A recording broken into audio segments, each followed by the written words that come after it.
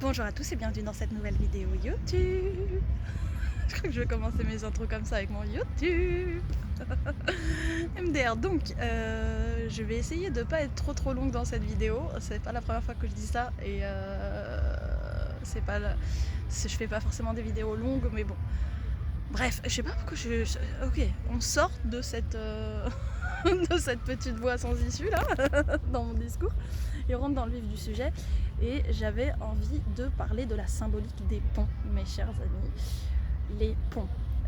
Peut-être que quand vous voyez des ponts, des images de ponts, des photos de ponts qui soient plus ou moins stylisés, plus ou moins vieux, historiques, en pierre, en bois, etc. Peut-être que vous ressentez quelque chose à l'intérieur de vous, peut-être que vous avez la sensation que ça réveille quelque chose à l'intérieur de vous, que ça vient dialoguer, que cette symbolique vient dialoguer avec une partie à l'intérieur de vous. Et je vais essayer d'éclairer un petit peu ce que ça peut vouloir dire globalement. Alors les symboliques,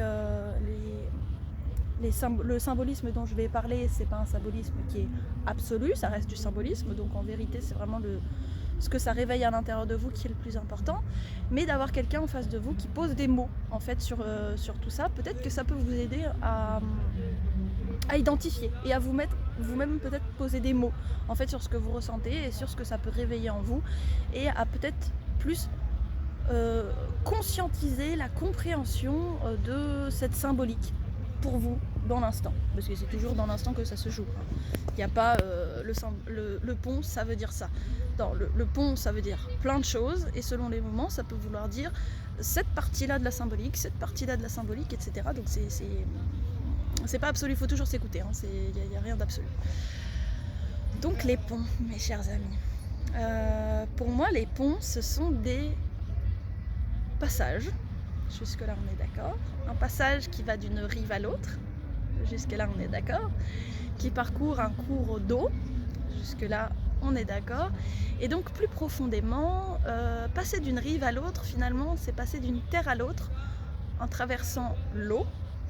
Et donc ça me fait penser un petit peu à un passage entre deux mondes, entre un monde terrestre et un monde peut-être céleste, peut-être astral, énergétique, plus haut en conscience, etc. Ça peut vouloir dire plein de choses différentes. Ce que je dis là, ce ne sont pas des synonymes, hein. C'est pas parce qu'on dit astral que c'est forcément plus haut en conscience, etc. C'est juste que selon votre situation, comme je disais, ça va peut-être vous parler de « Ah tiens, là je connecte avec ma part astrale » ou « Là, tiens, finalement ce pont m'indique que effectivement je connecte avec un niveau de conscience plus haut. » Enfin voilà, ça dépend, c'est au cas par cas, c'est à vous de ressentir, hein. Moi je vous dresse un peu un tableau global et ensuite c'est à vous de piocher ce qui vous parle selon l'instant. Donc passer d'un monde à l'autre. Et donc passer d'un monde à l'autre en passant sur un cours d'eau. Le cours d'eau, ça me fait penser un petit peu au Styx. Alors je sais pas si vous avez un petit peu des connaissances en mythologie. Ceux qui en ont certainement plus que moi. Parce que je suis pas hyper calée en mythologie, clairement. Mais le Styx, c'est le cours d'eau que l'on traverse pour aller aux enfers dans la mythologie grecque ou romaine. Vous voyez, je suis pas hyper calée, mais on a l'idée générale et c'est ça l'important. C'est que c'est un cours d'eau. Et traverser un cours d'eau, ça peut nous purifier, ça peut modifier notre état et ça peut nous amener à un état de densité différent, à un état de conscience différent. Et l'eau aussi nous parle énormément de l'environnement dans lequel on évolue. Ok, c'est un petit peu comme si on était un poisson dans l'eau, et quelle est l'eau dans laquelle on évolue. Vous voyez ce que je veux dire? Donc un poisson dans l'eau, en fait c'est comme si, en fait je le vois, je le ressens, mais en fait c'est un petit peu comme hier quand je filmais des vidéos, où j'ai filmé plusieurs vidéos, donc vous allez les voir petit à petit. En fait c'est comme un... Coucou toi. Il y a un petit toutou. En fait c'est un petit peu comme si, vous voyez l'air là qui est autour de nous, on a l'impression qu'il n'y a rien. Et en fait, si, il y a quelque chose. Et il y a quelque chose qui, quand on prend le temps finalement de passer son bras dans l'air, etc., on sent qu'il y a une légère résistance finalement. Ok, il y a une légère résistance. Alors en physique aussi, vous diront, ah bah effectivement, si tu balances quelque chose dans l'espace et qu'il n'y a rien du tout, eh bien l'objet continue sa course à l'infini. Mais sur Terre, quand tu balances, que tu donnes un coup de pied dans un ballon ou je ne sais quoi qui traverse l'air, même s'il n'est pas stoppé par la Terre parce qu'il n'a pas encore atteint la Terre, il va finir quand même par ralentir, à cause du frottement de l'air. Et c'est bien que l'air, c'est quelque chose.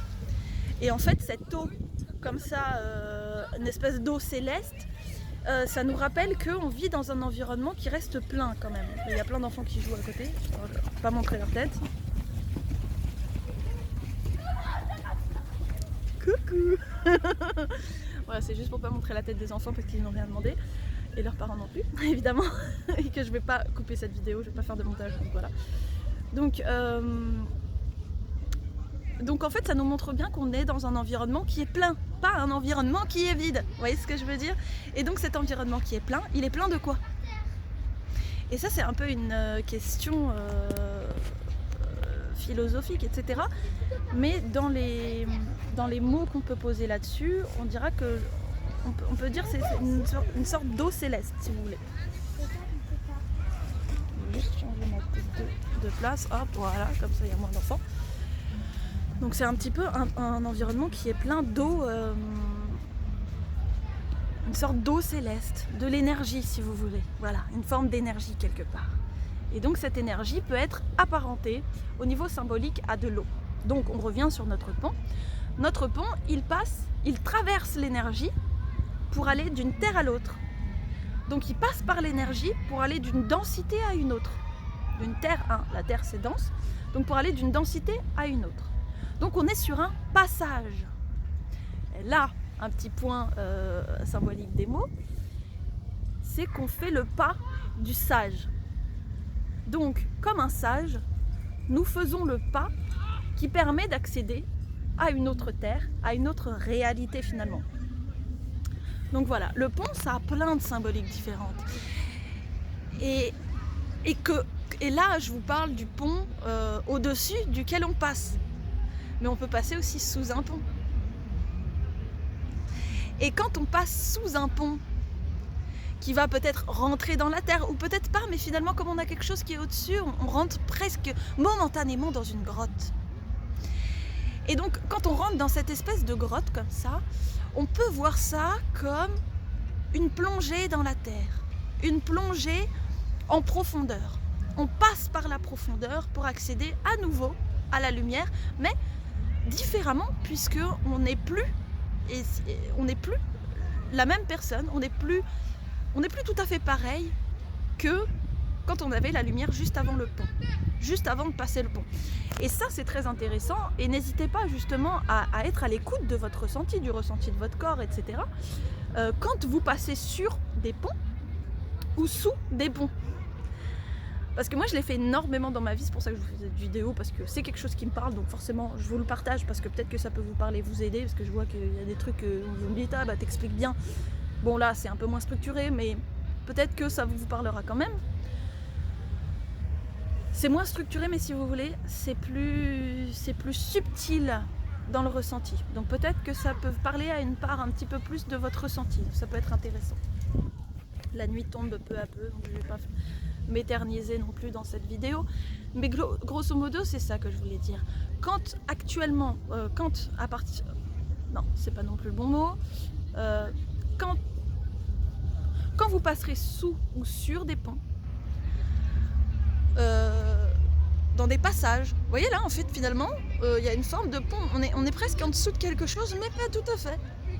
Vous voyez, il y a quand même de l'air, il y a quand même de la lumière qui passe du plafond, excusez-moi, du ciel.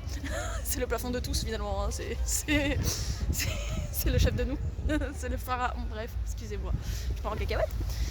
Mais en fait, si vous faites attention à comment vous vous sentez, comment vous vous ressentez dans votre corps, comment vous ressentez l'interaction entre l'environnement et vous-même, et cette symbiose et ce dialogue en fait entre ce que vous faites, ce que vous vivez dans la matière et comment vous vous sentez à l'intérieur, vous remarquerez que quand vous passez sur ou sous un pont, vous n'êtes plus pas la même personne. Vous n'êtes plus la même personne après le pont qu'avant le pont. Même si c'est subtil, même si c'est vraiment pas grand chose, c'est un tout petit peu, mais je me sens délestée de quelque chose. Je vais vous donner un exemple un petit peu plus concret. Un jour, donc je vivais près de Paris pendant très très longtemps, et maintenant je vis à Poitiers, je ne suis plus en Auvergne, voilà, c'est juste pour le petit point pour ceux qui suivent mes péripéties sur Instagram. Rendez-vous sur Instagram. Bon, voilà. Bref, et donc en fait que du coup je passais quand même du temps sur Paris, hein. Toute ma vie j'ai quand même passé du temps sur Paris, et un jour je passe sur un pont, alors il n'y a pas que un jour, mais voilà, je vais prendre un exemple en particulier. Un jour je passe sur un pont, et en dessous de ce pont forcément il y a la Seine, et donc je passe sur ce pont et je sens comme si l'eau de la Seine, comme si l'énergie, l'émanation de l'énergie de la Seine venait nettoyer mon aura. Et donc après ce pont, je n'étais plus tout à fait la même personne. Mais c'était tout petit, c'était subtil, c'est toujours subtil. Il ne faut pas s'attendre à des trucs énormes. Ok, c'est toujours dans la subtilité que se font les choses.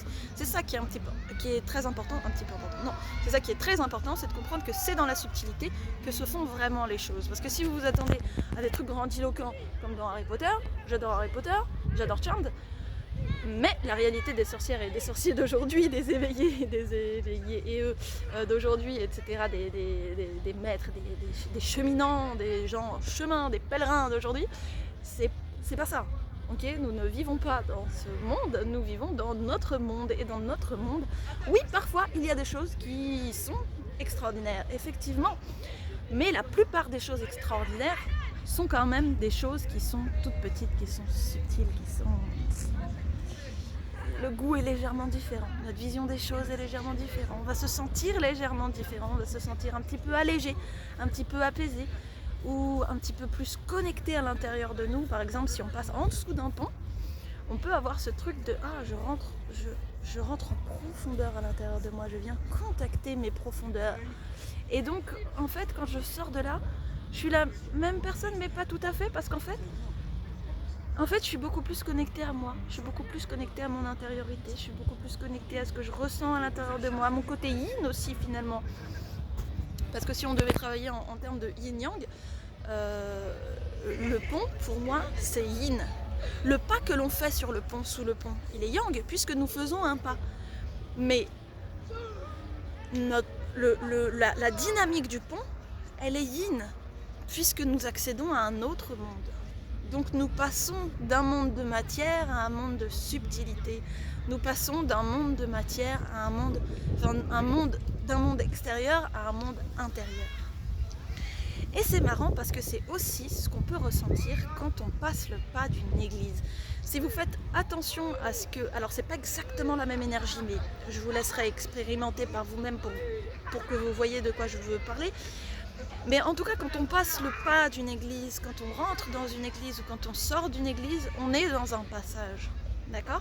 Et ce passage nous amène à plus d'intériorité ou à revenir à la vie profane, à la vie quotidienne, à une vie davantage yang finalement, quand on en sort. Et quand on rentre dans cette intériorité. Vous voyez ce que je veux dire ? On rentre dans cet endroit qui est dédié à la communication avec Dieu, à la communication avec soi, à la communication avec quelque chose de plus subtil, de plus intérieur et nécessairement de plus yin. Ce qui est intéressant de voir dans ce genre de situation, c'est vraiment comment on se sent. Et en fait, pas forcément comment on se sent à l'extérieur, mais vraiment comment on se sent à l'intérieur de nous.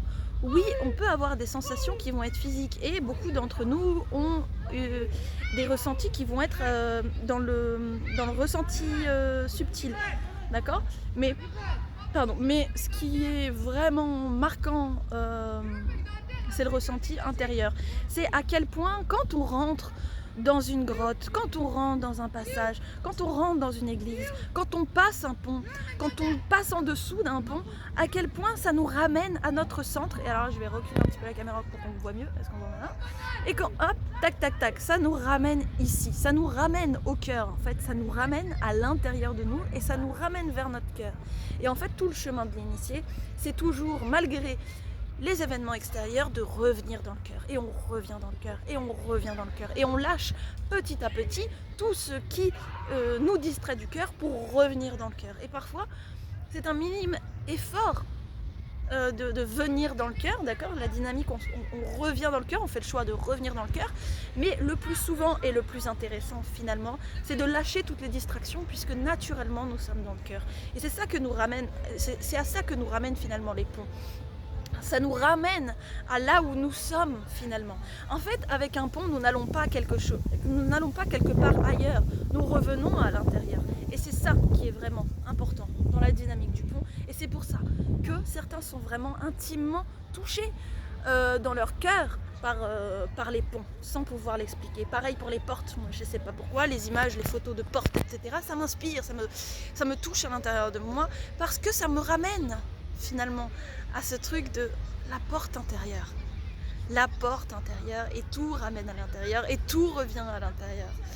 Et tout nous ramène dans le cœur, et on revient dans le cœur, et on revient dans le cœur, on se ramène, on se ramène, on se ramène, on se ramène. Et c'est comme ça qu'on évolue spirituellement. Je crois que j'ai encore des trucs à dire, mais je ne sais pas vraiment quoi. Donc je crois que je vais m'arrêter là tout simplement puisqu'il commence à faire un petit peu nuit. C'est plus marrant quand on voit ma tête, même si le plus important clairement c'est ce que je raconte et pas du tout comment je suis ou mon visage. En fait on s'en fiche un petit peu, l'important c'est ce que je raconte. Après c'est vrai que du coup comme je fais des gestes, du coup là pour le coup c'était intéressant que ma vidéo elle soit à un moment où on voit à peu près ce que je fais. Voilà. J'espère que cette vidéo vous aidera. Si vous avez des questions sur la symbolique des ponts, n'hésitez pas. Si vous avez d'autres questions, n'hésitez pas, je pourrais en faire des vidéos, il n'y a aucun souci pour ça. Je suis là pour répondre aussi à vos questions dans la mesure du possible et de ce que je peux. Donc voilà, et avec qui je suis et avec là où j'en suis aussi dans mon chemin. Donc rien de ce que je dis n'est absolu. Tout est relatif à mon propre chemin, et si ça vous parle et que si ça vous guide sur votre propre chemin et si ça vous ramène à vous-même, encore une fois, évidemment suivez, abonnez-vous, tout le pataquès. Après si ça ne vous parle pas, si ça ne vous aide pas, si vous êtes toujours aussi paumé à la fin de la vidéo qu'au début, eh bien peut-être que quelqu'un d'autre répondra bien mieux à vos questions, à vos questionnements intérieurs et vous guidera bien mieux que moi. Donc n'hésitez pas à fouiller un petit peu et à laisser la vie mettre les maîtres sur le chemin. Vous savez ce qu'on dit, peut-être pas d'ailleurs, peut-être pas, mais il est habituel de dire dans le milieu spirituel que quand l'apprenti est prêt, le maître apparaît. Et donc voilà, et le maître peut aussi se traduire par des vidéos YouTube, etc. Le maître est partout, le maître est même par le maître, le message du maître, de la symbolique du maître peut aussi passer à travers des personnes qui ne sont pas du tout éveillées. C'est là où ça devient très très intéressant. Voilà, je vais vous quitter parce qu'on ne voit plus rien et que j'ai terminé cette vidéo. J'espère que ça vous aura parlé encore une fois. Et je vous dis une très très bonne soirée du coup, parce que c'est le soir pour moi. Et je vous dis à très très bientôt dans une nouvelle vidéo. Ciao!